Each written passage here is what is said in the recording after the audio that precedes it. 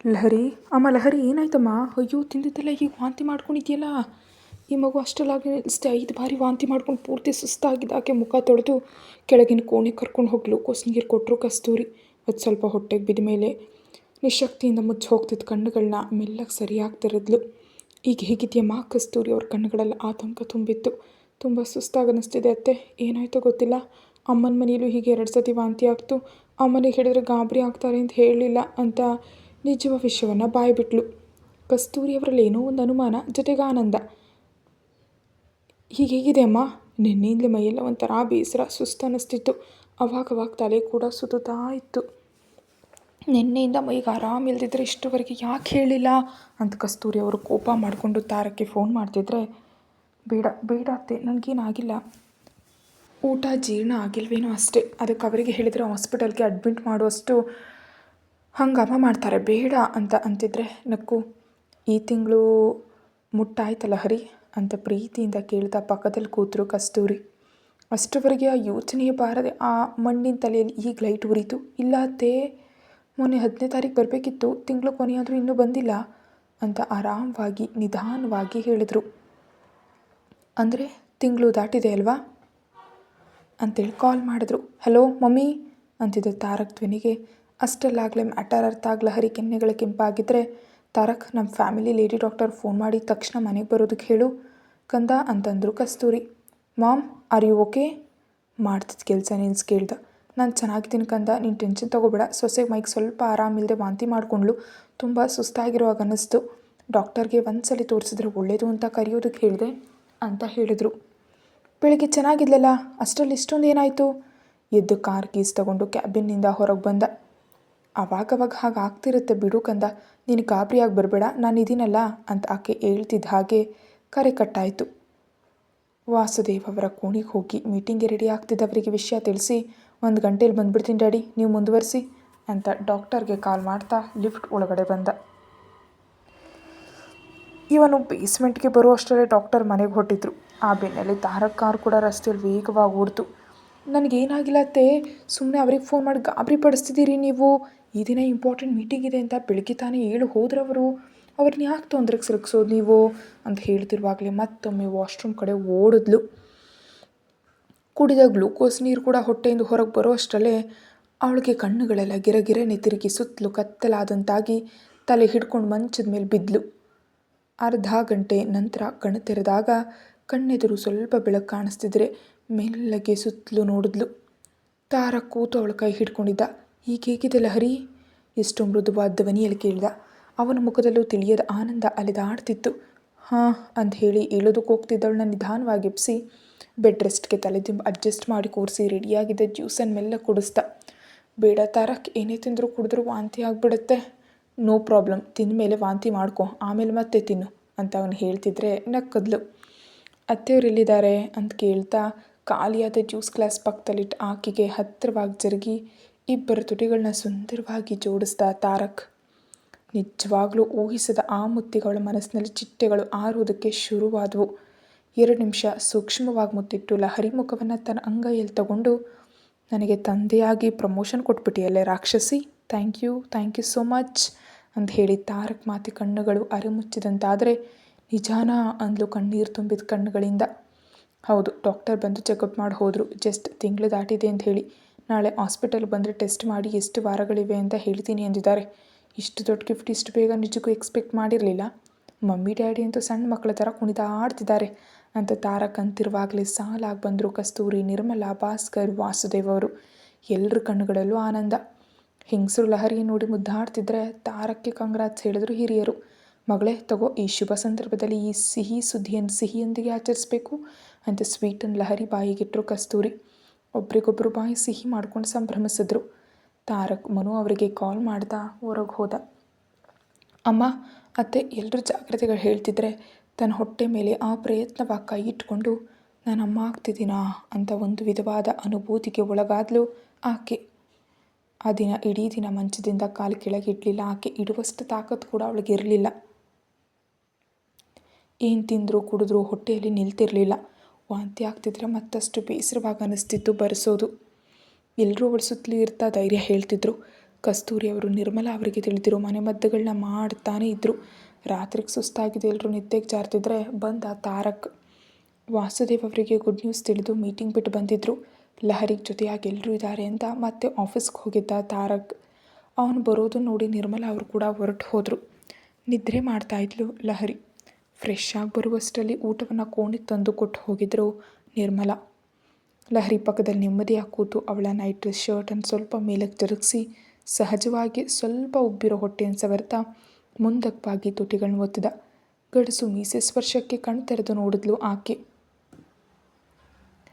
ಗುದ್ದು ಹಿಡಿದ್ರೆ ಮುಚ್ಚೋಗೋ ಆ ಸೊಂಟ ಒಂದು ಜೀವವನ್ನು ಹೊರತಿದೆಯಾ ಎಂಬ ಆಶ್ಚರ್ಯ ಅವನಲ್ಲಿ. ಹೆಣ್ಣು ಅಂದರೆ ಕೇವಲ ತಾಯಿಯಷ್ಟೇ ಅಲ್ಲ, ಆದಿ ಪರಾಶಕ್ತಿಯಿಂದ ಕೂಡ ನೆನಪಾಗಿ ಕಿರುನಗುವಿನೊಂದಿಗೆ ಡಿನ್ನರ್ ಮಾಡಿದ್ಯಾ ಅಂತ ಕೇಳಿದ ಕೆನ್ನೆಯನ್ನು ಪ್ರೇಮದಿಂದ ಸವರ್ತ. ಹ್ಞೂ, ಅಮ್ಮ ಸೂಫ್ ಮಾಡಿಕೊಟ್ರು ಕುಡ್ದೆ ಅಂತ ಹೇಳಿ ಇವಾಗಲೇ ಬಂದ್ರಾ ಅಂತ ಕೇಳಿದ್ಲು. ಹ್ಞೂ, ಈ ಕಂಪ್ನಿ ಕೊಡು, ಡಿನ್ನರ್ ಮಾಡ್ತೀನಿ ಅಂತ ರೋಟಿನ ಪಲ್ಯದಲ್ಲದ್ದಿ ಲಹರಿಗೆ ನೀಡ್ದ. ಬೇಡ ಅಂತಂತಿದ್ರೆ ನಿನಗೋಸ್ಕರ ಅಲ್ಲ, ನನ್ನ ಬೇಬಿಗೋಸ್ಕರ ಅಂದ. ಹ್ಞೂ ಅಂತ ಮೂತಿ ತಿರುಗಿಸ್ಕೊಂಡ್ಳು.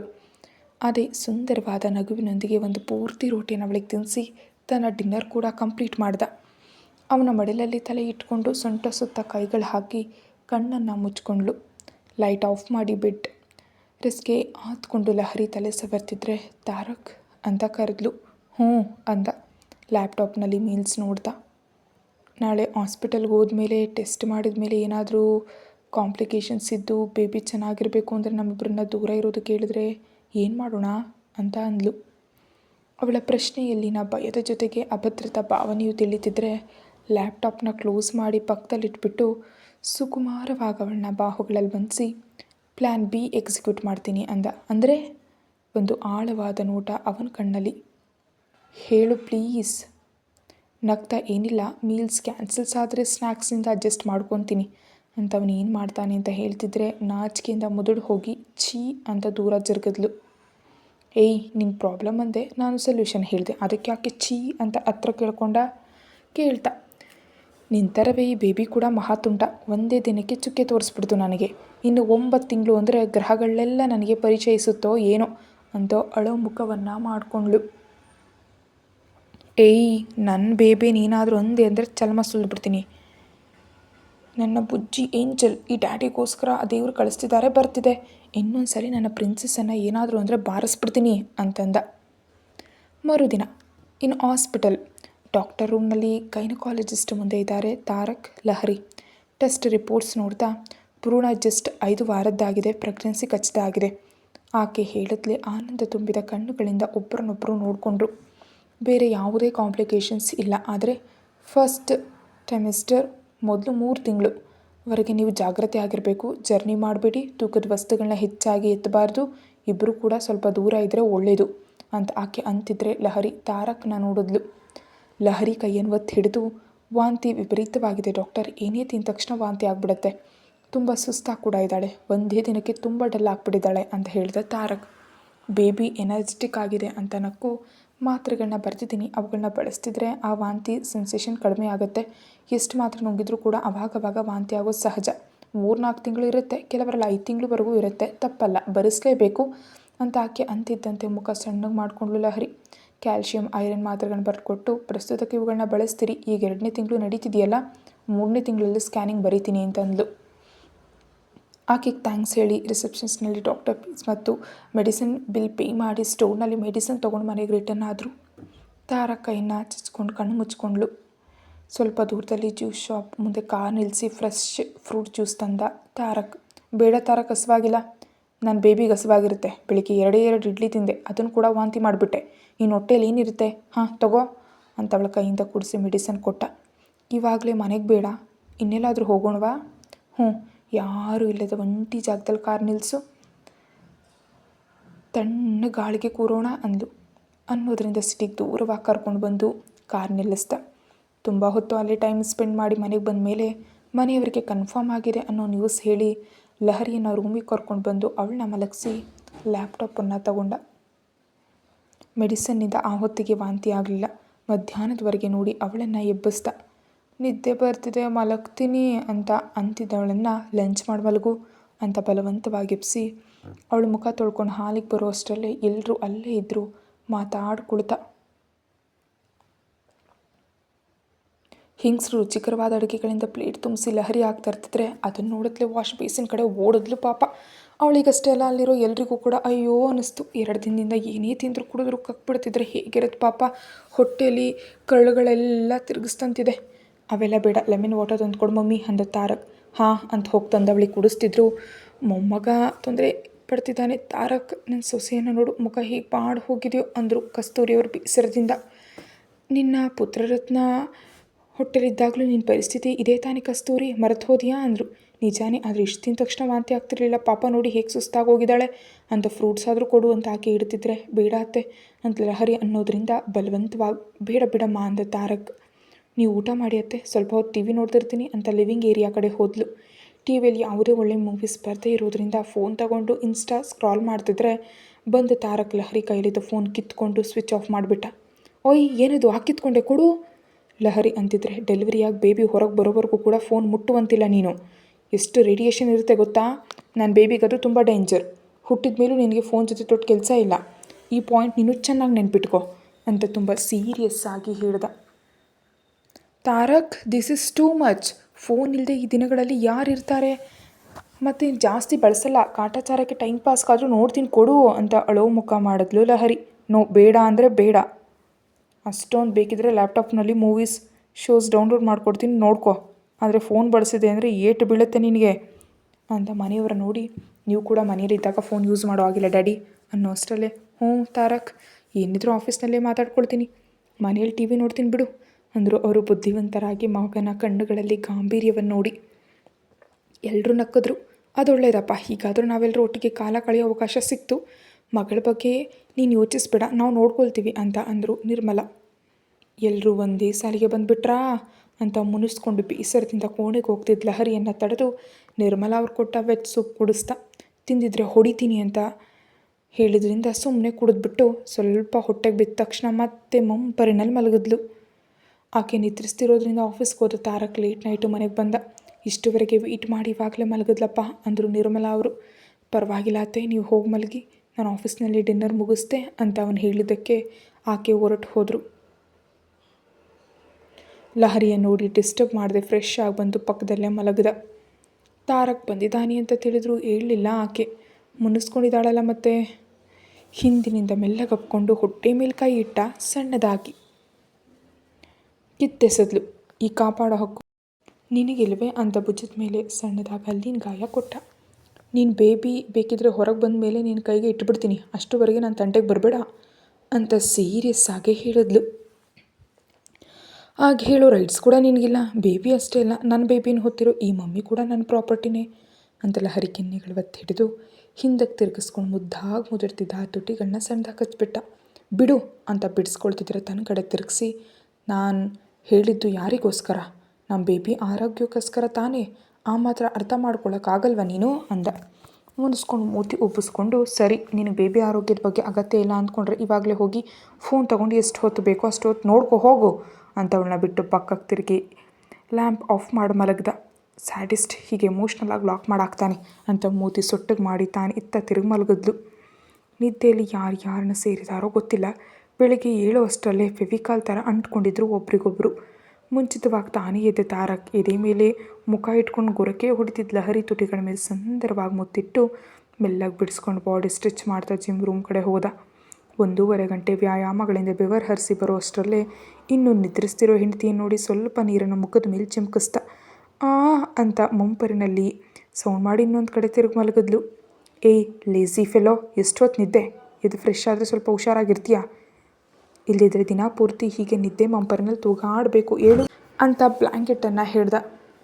ಹಾಗಲಾದರೆ ನಿಮ್ಮ ಏಂಜಲ್ ಏಟಿಗೆ ತಿಂಡಿ ಇಲ್ಲ, ಇವಾಗ ನೋಡಿದ್ರೆ ನಿಮ್ಮಿಂದ ನಿದ್ದೆ ಇಲ್ಲ, ಸ್ವಲ್ಪ ಹೊತ್ತು ಮಲಗೋದಕ್ಕೆ ಬಿಡು ತಾರಕ್ ಅಂತ ದಿಂಬನ್ನು ತಪ್ಕೊಂಡು ಮಲಗಿದ ಲಹರಿ ಸೊಂಟದ ಮೇಲೆ ಟೀ ಶರ್ಟ್ ಜರುಗ್ತು.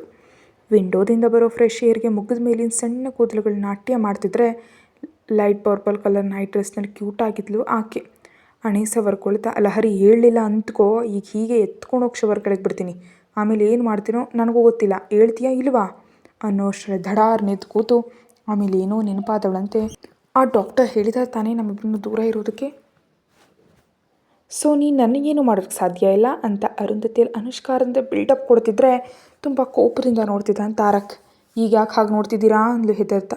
ಅಷ್ಟು ಫಾಸ್ಟಾಗಿನ ಹೇಳೋದು, ನಿಧಾನವಾಗಿ ಹೇಳ್ಬೇಕಂತ ಗೊತ್ತಾಗಲ್ವಾ ಅಂತ ಕಣ್ಣು ಅರಳಿಸ್ತಾ. ಆ ಏಟಿಗೆ ಮೆಲ್ಲಗೆ ಎದ್ದು ಬ್ಲ್ಯಾಂಕೆಟ್ಸ್ ಫೋಲ್ಡ್ ಮಾಡಿ ವಾಶ್ರೂಮ್ ಒಳಗೆ ನುಗ್ಗಿದ್ಲು.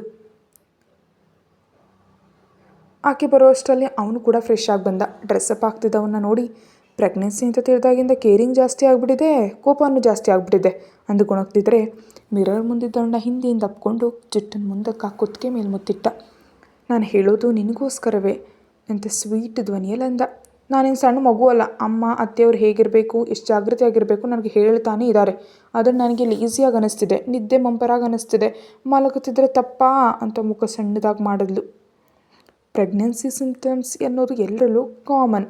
ಹಾಗೆ ಅವು ಕಂಟಿನ್ಯೂ ಆದರೆ ಹೇಗೆ? ಬೆಳಗ್ಗೆ ಎದ್ದು ಸ್ವಲ್ಪ ಹೊತ್ತು ಗಾರ್ಡನ್ನಲ್ಲಿ ಫ್ರೆಶ್ ಏರ್ಗೆ ವಾಕಿಂಗ್ ಮಾಡಿ ಸಣ್ಣ ಸಣ್ಣ ಯೋಗಾಸನಗಳನ್ನ ಮಾಡ್ತಾ ಪ್ರಾಣಾಯಾಮ ಮಾಡಿದ್ರೆ ಮೈಂಡ್ ಎಷ್ಟು ರಿಫ್ರೆಶ್ ಆಗಿರುತ್ತೆ ಗೊತ್ತಾ? ತುಂಬ ಎನರ್ಜೆಟಿಕ್ ಆಗಿರ್ತೀಯ ನೀನು ಉತ್ಸಾಹದಿಂದ ಇದ್ರೇ ನಮ್ಮ ಬೇಬಿ ಕೂಡ ಅಷ್ಟೇ ಎನರ್ಜೆಟಿಕ್ ಆಗಿ ಆರೋಗ್ಯವಾಗಿರುತ್ತೆ. ಇಲ್ಲದೆ ಹೀಗೆ ಸ್ಲೀಪಿ ಆಗಿದ್ದೀನಿ ಅಂತ ಮಲಗಿದ್ರೆ ತಾನು ಕೂಡ ಲೇಸಿ ಫೆಲೋ ಆಗ್ತಾನೆ, ಅರ್ಥ ಆಯ್ತಾ ಅಂದ.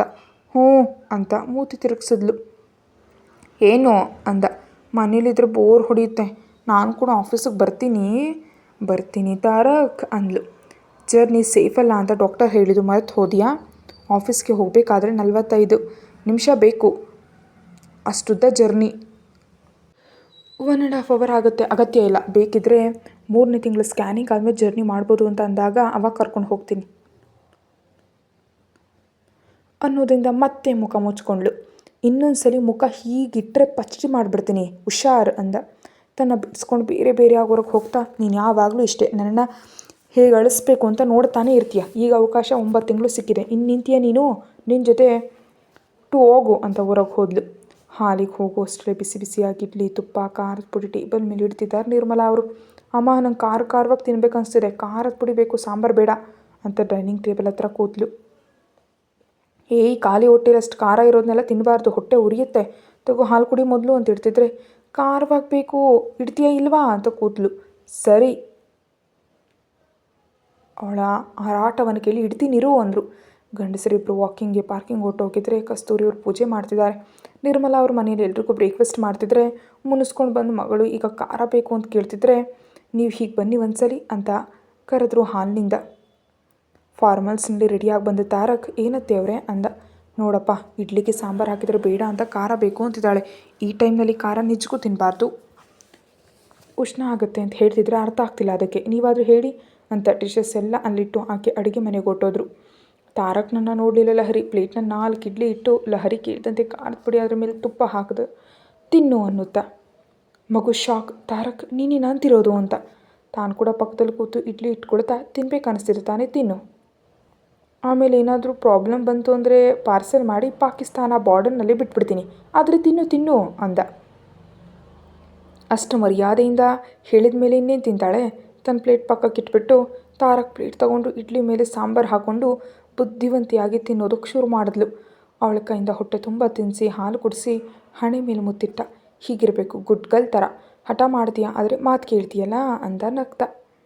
ಹೋಗು ನಿನ್ನ ಜೊತೆ ಅಂತ ಗಾರ್ಡನ್ಗೆ ಹೋದ್ಲು. ಕಸ್ತೂರಿಯವರು ಬಂದಮೇಲೆ ಆಕೆಯೊಂದಿಗೆ ಮಾತಾಡಿ ಆಫೀಸ್ಗೆ ಹೋಗೋದಕ್ಕೆ ಸ್ಟಾರ್ಟ್ ಆದ ತಾರಕ್.